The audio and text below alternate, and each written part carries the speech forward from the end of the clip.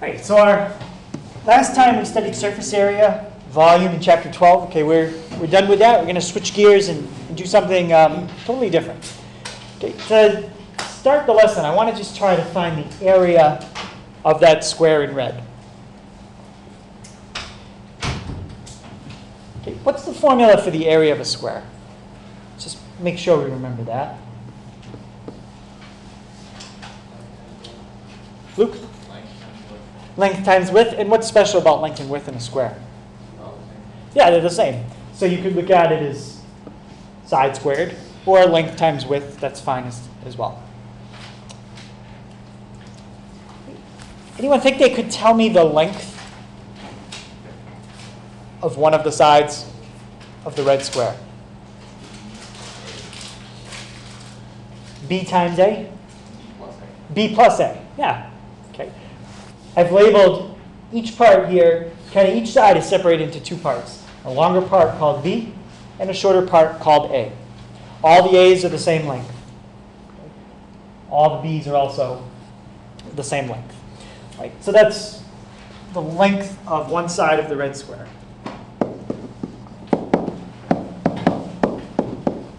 So I'm just going to write that down.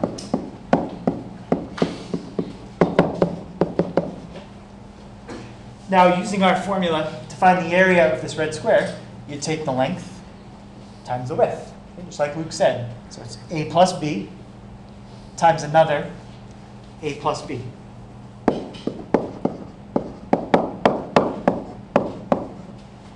Okay, so the area of the red square, A plus B times A plus B. Now, we're going to come back to this in a second. Okay? But how do you do this out? Sometimes there's a word people learn or a property they learn to do this. Yeah? Katrina? Foil? Yeah, some people call it the FOIL, like you multiply first, outer, inner, last, or just double distributive property. Okay, so we're going to do that in a second. That's the area of the red square. What's another way you could find the area of the red square? A different way. The way we just did is fine, but we need a second way.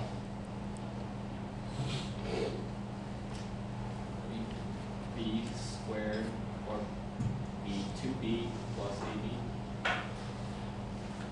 Well, let's think about a letter we haven't used yet. What letter haven't I used that's up there? C. So somehow, if that's labeled, I'm probably going to use it. What is that shape in black? That's another square, and it's inside the red square. Okay, so if we want to find the area of this red square, why don't we start by finding the area of most of it, which is the black square. We have a little bit of extra we got to deal with. But what's the area of this black square? Alyssa? C times C. Length times width again, so C squared. All right, so let's write down again area of red square. So we've got the area of the black.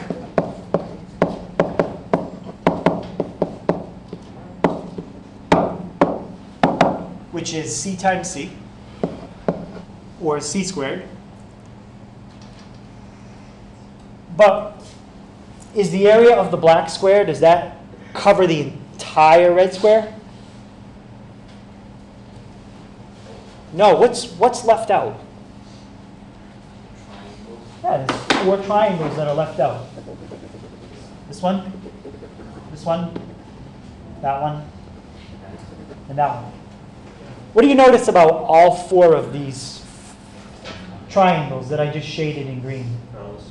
Yeah, they're all congruent. Okay? They're all congruent triangles. And what does that mean? If all these triangles are congruent, then their areas are what? Yeah. So we have 4 triangles with the same area. How would you find the area? Let's just focus on this one at the bottom. How would you find the area of that triangle? This was the area of the square. How about the area of the triangle? What? Base has a half-time property. Okay, base times height, that's a good start. One more thing we need in front of that. 1/2 base times I believe. Good, 1/2 base times height. Now let's just fill in the letters that we have. Okay? Let's call our base B. Let's call our height A. All right, so we're going to take the area of the black square plus the area of 4 green triangles. If we add those two together, that'll give us the area of the red square a little bit different way. So we have, let me find the area of just one triangle first. 1/2 base times height. 1/2, we could write it as B times A or A times B. Let's just write it as A times B. Doesn't matter if you switch A and B. It's like multiplying 2 times 3 or 3 times 2. Same thing. And now because I have 4 of those green triangles, I got to multiply that by what? 4. By 4. Well, I can simplify that a little bit. Ian, what's half of 4?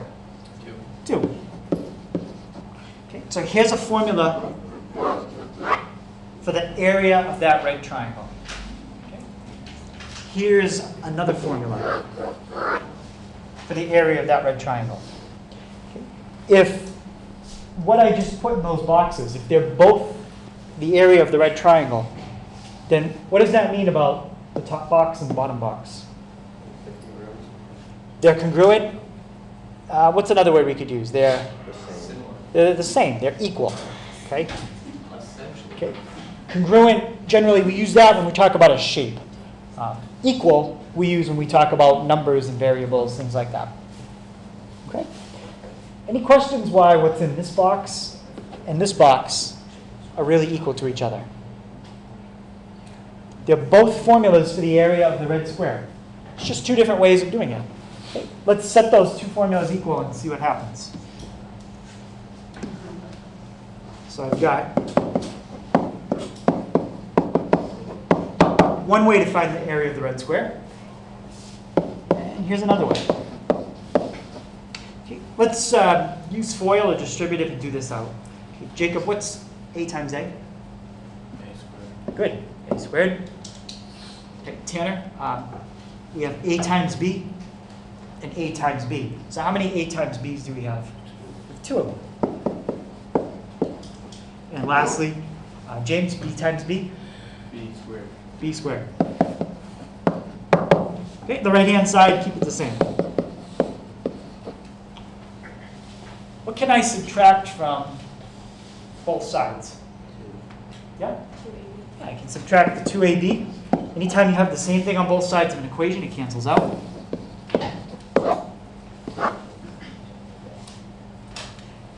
And Brian, what does that leave me with? C squared equals So get that on the right, yep. A squared.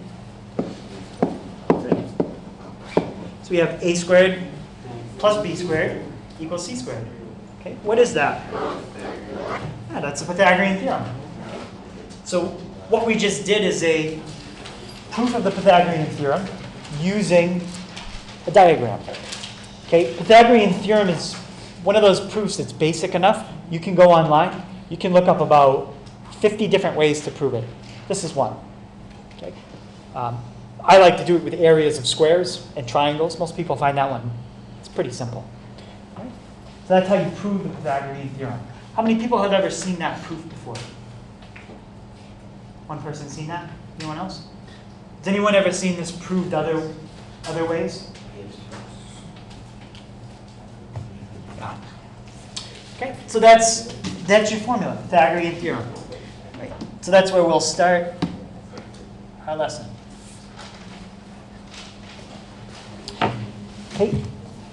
What we just wrote down on the other page, that's the formula that most people use to remember the Pythagorean theorem. Okay. Just saying A squared plus B squared equals C squared, that's not the Pythagorean theorem. That doesn't mean anything. This is the Pythagorean theorem. You don't have to use A, B's, and C's. You can use X, Y, Z if you want. Use any letters you want. But this is the idea. So if you have a right triangle, if you take the square of the length of the hypotenuse, that'll be equal to the sum of the squares of the lengths of the legs. So if you call the legs A and B, and you call the hypotenuse C, then you end up with A squared plus B squared equals C squared. If you decide to use different letters, well, it'll be a little different. Okay. Notice right here it says right triangle. You cannot use the Pythagorean theorem in a triangle like this. Okay, wouldn't work. That's an obtuse triangle. Okay, why not? Because the Pythagorean theorem assumes you have a 90-degree angle. If you don't have a 90-degree angle, it just doesn't work. There is a formula that does work. Depending on what you know in this triangle, it would either be called law of sines or law of cosines. That's trigonometry. Okay, when you take trig, sometimes you have to do what's called solve a triangle. There's 6 things here. 3 angles, 3 sides. If I want you to solve the triangle, I got to give you 3 out of the 6 things. So I could do something like this. 10 degrees, or 10 units, 115, 8 units. This would be what's called a law of cosines problem.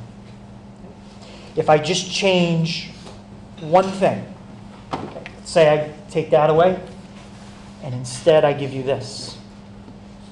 Now it goes from being a law of cosines problem to a law of sines problem.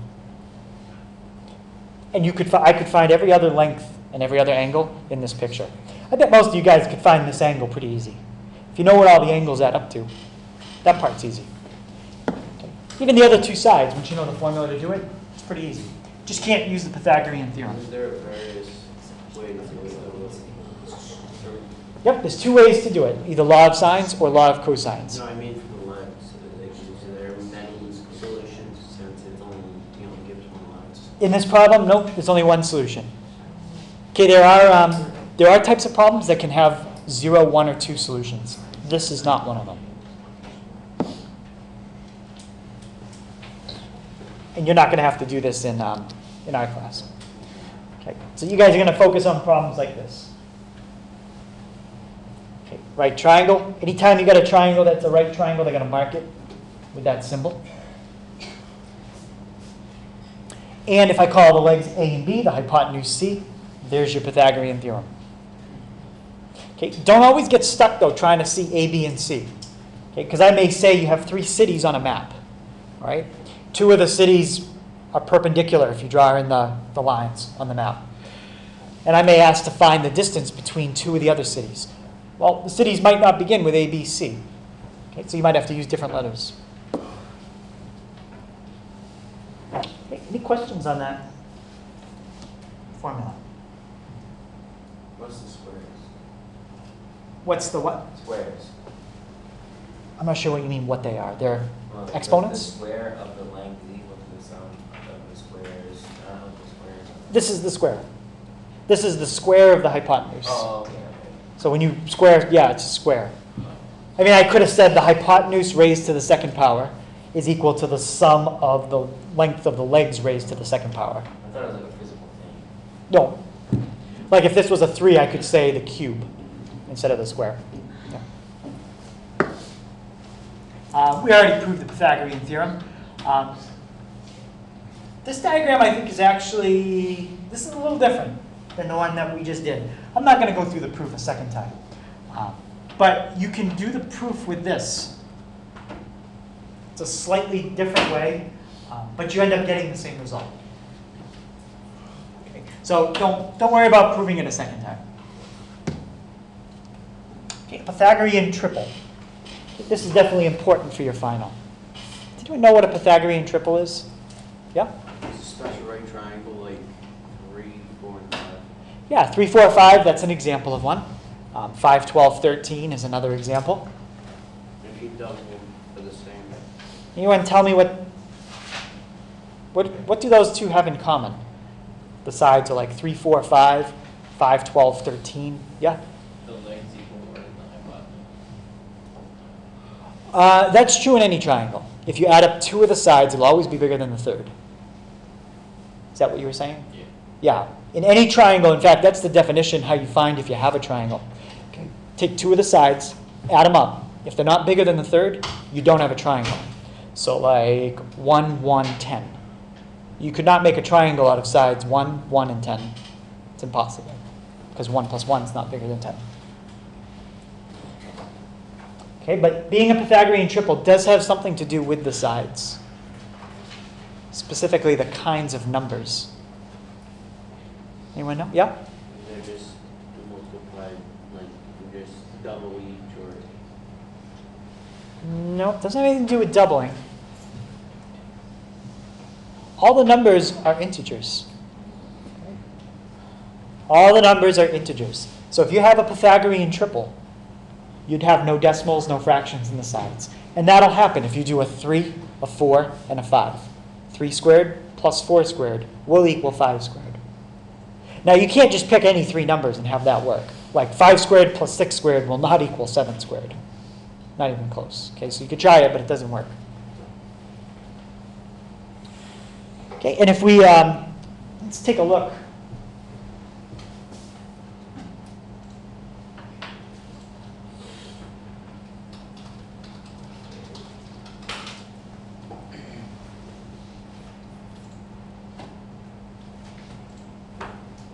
Okay, so there's basically an infinite number of Pythagorean triples. Okay, this website says the same thing.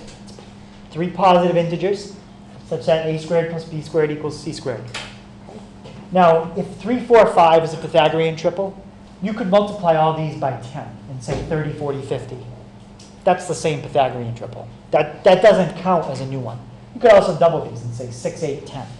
Well, 6, 8, 10 is the same as 3, 4, 5. Okay. But here's a few that are different. You can't multiply 3, 4, 5 by something and get 5, 12, 13. This is a totally different Pythagorean triple. This one and this one are totally different. Okay, all of these are unique. Okay, there's no way I could multiply any one of these by a number and get any of these other ones. Okay, they give you a bunch of them. There's all kinds of formulas. If you want to generate Pythagorean triples, you can do that. But in general, all you have to know is if you have 3 integers, that's a Pythagorean triple, as long as they satisfy this equation. A squared plus b squared equals c squared.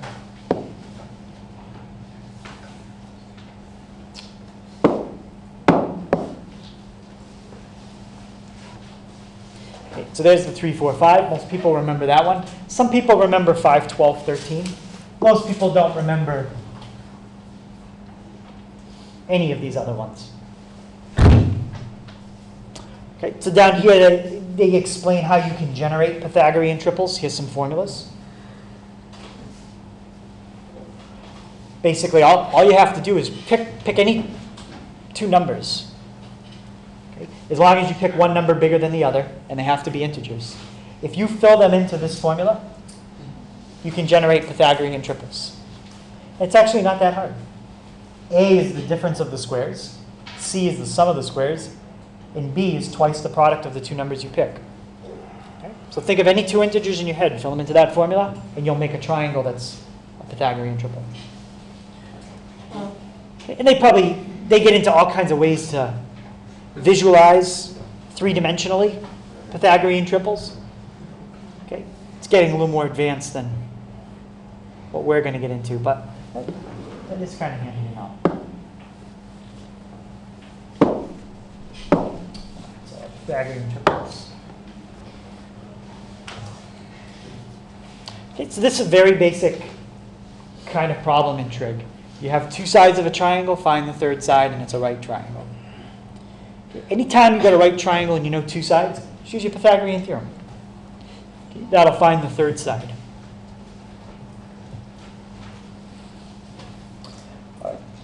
Who can set up the Pythagorean theorem for me, filling in the numbers and letters I have here?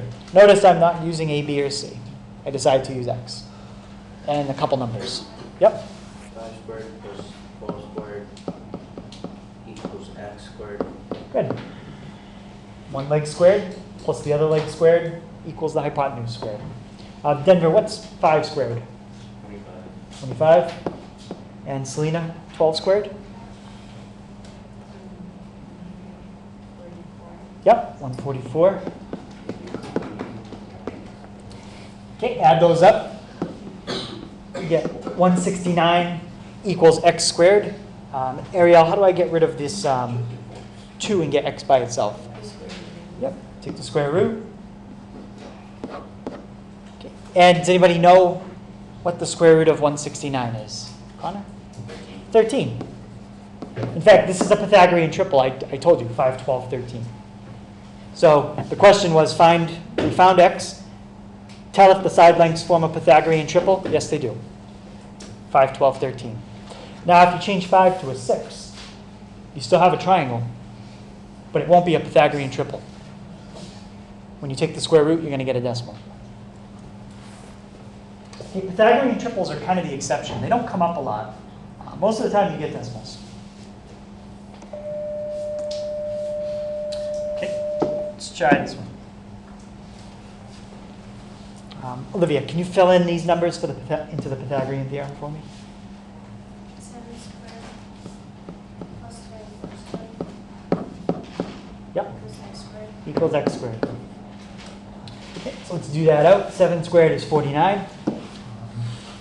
24 squared, 576. Okay, we're going to add these up and then take the square root.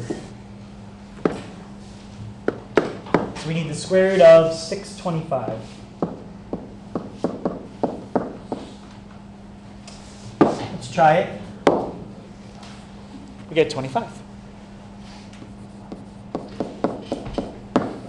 Okay. Is that a Pythagorean triple? Yes. So that was yes and yes. Let's go back to that list and see if we see 7, 24, 25.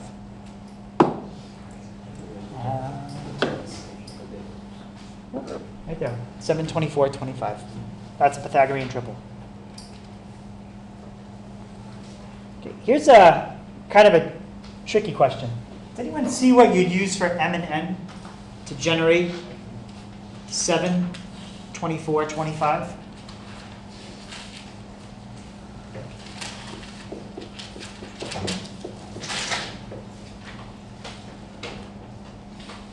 You have to think of two numbers that when you square them and add them up, you get one of these. Two numbers that when you square them and subtract them, you get the other one. And then two numbers that multiplied together and then doubled give you one of these other numbers. Okay. Here's a hint. What kind of number does b always have to be? 2 times something. More than positive. 2 times something is always what kind of number? Even. So I guarantee you 7 and 25 are not b. It has to be 24. So that kind of narrows down what m and n can be. You're looking for 2 times something that gives you 24. Okay. Well, that basically means m and n have to multiply to give me what? Not 24, because then if I double it, I get 48. 12. M times n has to give me 12. Okay, so my only choices are 1 and 12, 2 and 6, 3 and 4. That's it. So m and n have to be one of these pairs of numbers. Anyone have a guess which pair they are?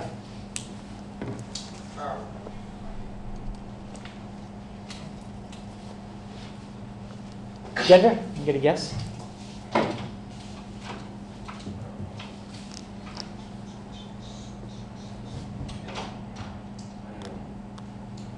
Well, pick one pair. Let's give it a shot.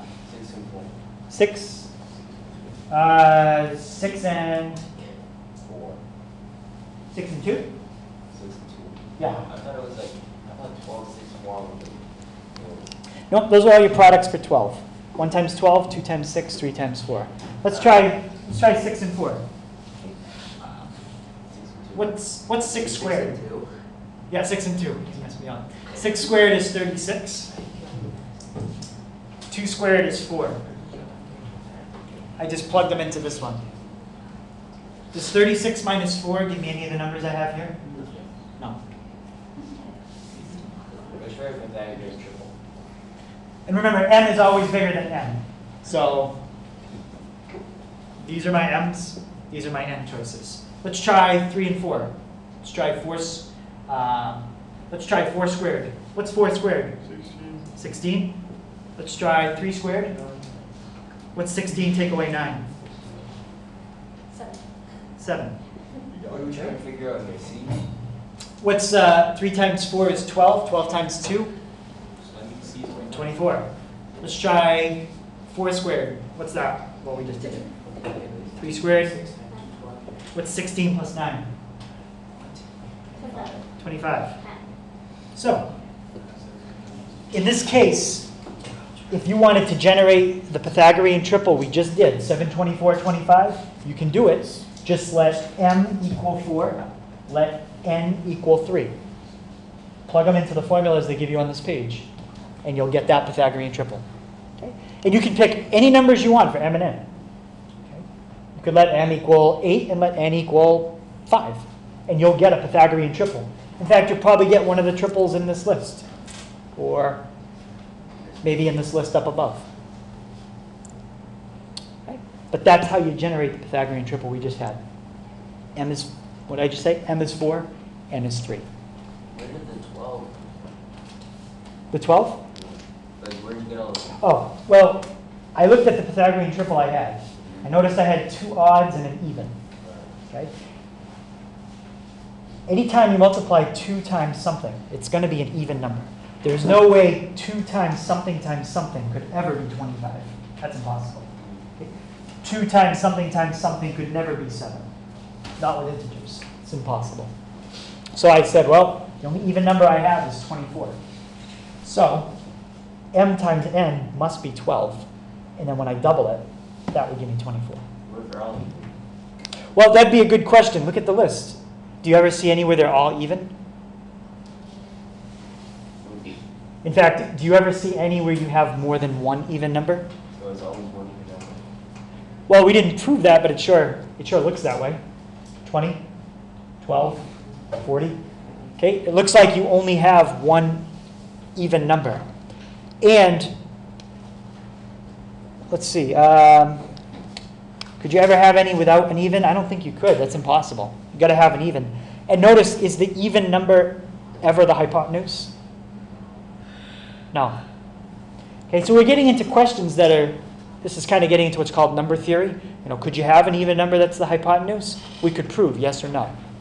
But at least in all the examples we have, the hypotenuse is always odd. It's never even. It's always one of the legs that's even. And it turns out that is true. The hypotenuse is never even. Unless, notice this one they do right here. You're like, wait a minute, you just said you never have more than one even.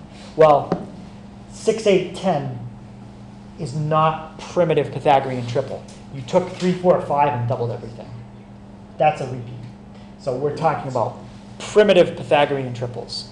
Okay? Just like if you multiplied all these by 10, 50, 120, 130. That's not a primitive triple. It's this one multiplied by 10. Okay? So in most classes, you probably don't get into that kind of depth with the Pythagorean theorem, but Pythagorean theorem is something, even in college, you could spend like a whole class or more talking about. It can go very, very far beyond the kind of problems in your book. Okay, this one, same idea. Just be careful where you plug the letters into the formula.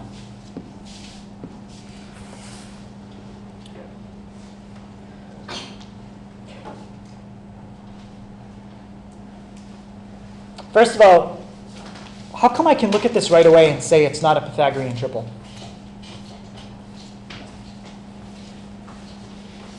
What? Anyone see what tells me that? Based on what we were just talking about? Right, the hypotenuse is even. The only thing we have to be careful of is if this is not a primitive triple. Well, 7 is a prime number. So the only thing that maybe would go into all these sides would be 7. But if this side was 7, that wouldn't work because we wouldn't have a triangle. 7 plus 7 is not bigger than 14. This side cannot be 7. I guarantee you that. So if it's not 7, there's not going to be a number that divides into all these sides. So we know that this is even, and we can't reduce it to a primitive Pythagorean triple. It's not going to come out to a nice answer. Right, so let's just see what we got. That's one leg. Just be careful where you fill in x. This time x is a leg. And the hypotenuse is 14. 49 plus x squared equals, what's that, 196? Okay, what's my next step here? Yeah? Okay, so we're going to subtract 49 from each side. 196 minus 49 is 147. And I bet a lot of you can already tell just by looking at that, the square root of 147 is not a nice number. But we already kind of knew that going into it. Is it 12.12? And that's just approximate. Any questions on that one? Okay, so no Pythagorean triple there.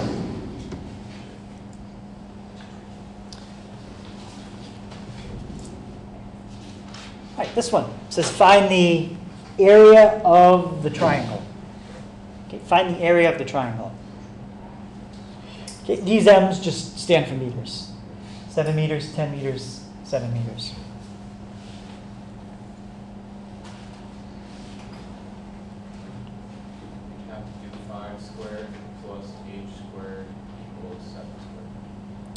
All right, what are you trying to find? Find the Pythagorean Theorem for like one triangle, and then you just do the area of that and divide by 2. Okay, so he's trying to find h because he's probably thinking in his head to find the area of a triangle, you need the height. Now, if you were clever here and copy down a formula I put up maybe a couple weeks ago, what kind of triangle is that? It's isosceles. There is a formula to find the area of an isosceles triangle without even finding the height. You don't need to find the height. If you don't know that formula, then you do need to find the height and do it exactly like Luke said. Now, Luke, why did you say to use 5? Because 10 is the entire length, and you only can find one triangle, so you have to have 5. How do you know it's exact? Yeah. How do we know that this point where that segment comes down is right in the middle? Because the median of the triangle, and it forms a 90-degree angle, right? Okay, well, I can mark, let me mark in red things we're writing down. Okay, I do know that that's a 90. Isn't that a median where it hits the middle of one side and then through the intersection? Again, though, you're assuming it's hitting the middle of that side. We don't know that. It has to form a 90-degree angle. If it hits the thing and it forms a 90-degree angle, then it has to be in the middle. Well, if I draw it a little differently, though, what if I did this?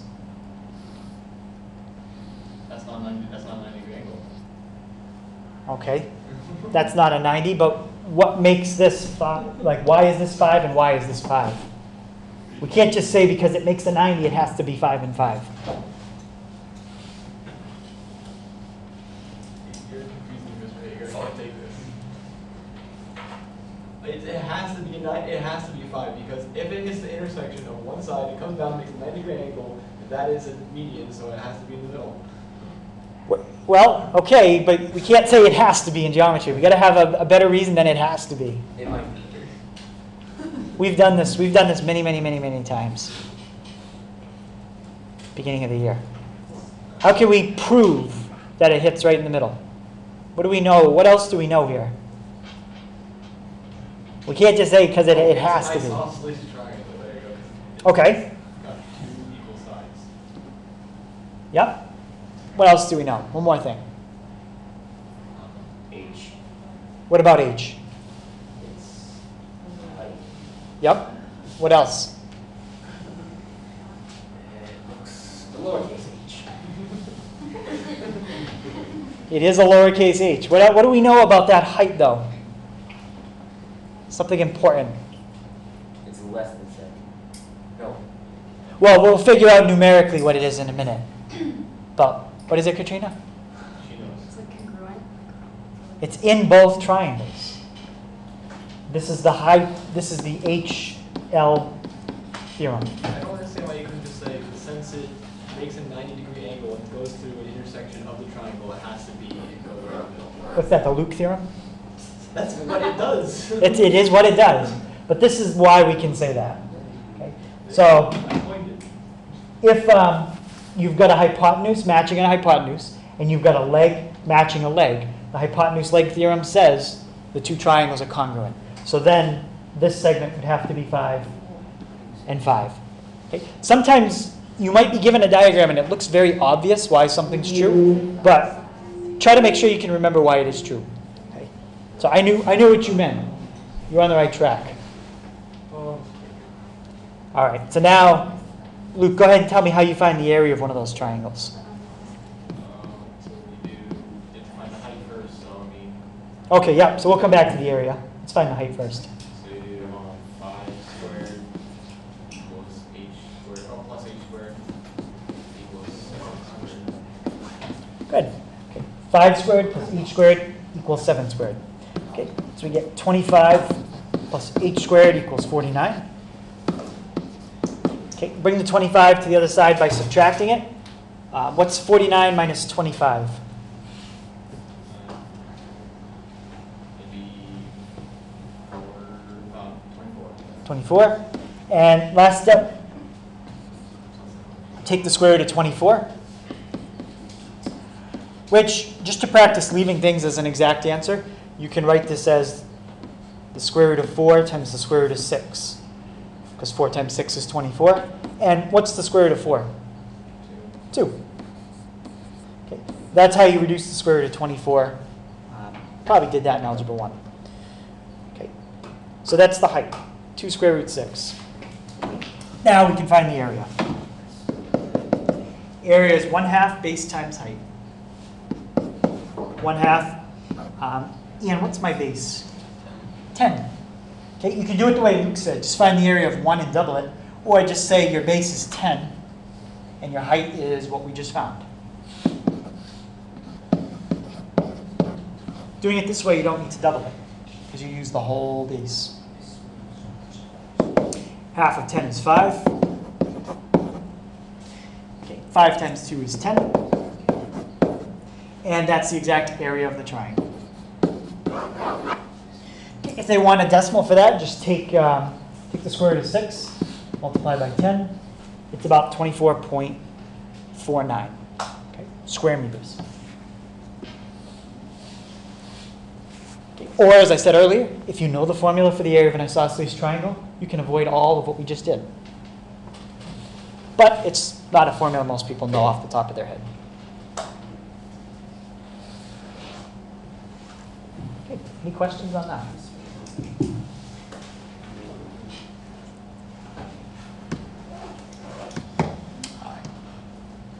All right, so this, let's finish up with this one. Okay, we've got 2 skyscrapers, okay, shown below. They're connected by a skywalk, okay, between the two. I want to use the Pythagorean theorem to find the length of the support beams.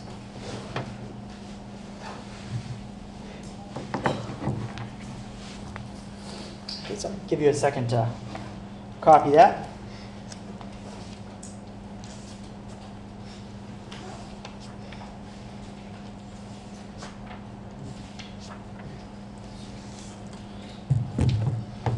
Okay, has anybody ever actually seen that building? 2 skyscrapers connected by support beams?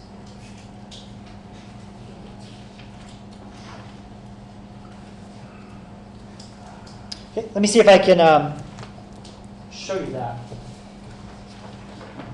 These skyscrapers are actually I think they're in Kuala Lumpur. Let's see. Who's Hager? Do you know what the gherkin is?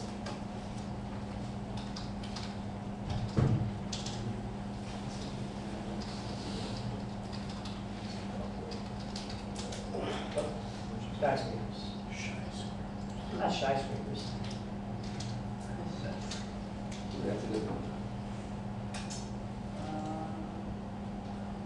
Well, here's kind of a picture of it.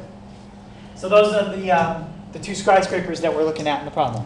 Okay, so two skyscrapers. Okay, they're connected by this catwalk, and then they've got these two braces that kind of go up to the middle. There's another picture of it. Not really. Here's kind of a picture, you can see it. This is the picture that I just drew in the notes. Okay, pretty much same thing.